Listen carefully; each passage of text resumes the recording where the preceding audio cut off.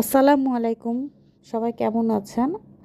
আজকে আপনাদের মাঝে আরও একটি নতুন ভিডিও নিয়ে আসলাম। আজকের ভিডিওটাতে আছে কাটা মশলায় গরুর মাংসকে ছেঁচে রান্না করা।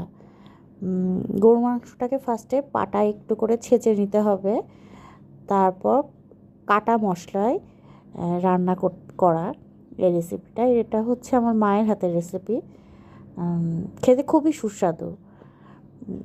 আগে কিন্তু মানুষ এই ধরনের খাবারগুলো অনেক বেশি খেত। এখন সময়ের স্বল্পতার কারণে এখন মানুষ এই ধরনের খাবারগুলো একটু কমই খায়। ঝামেলা আসলে কেউই করতে চায় না, কিন্তু তারপরেও এগুলো একটু সময় করে যদি কখনো খাওয়া হয়, বিশেষ করে কোরবানির মাংস দিয়ে করলে অসাধারণ মজা হয়।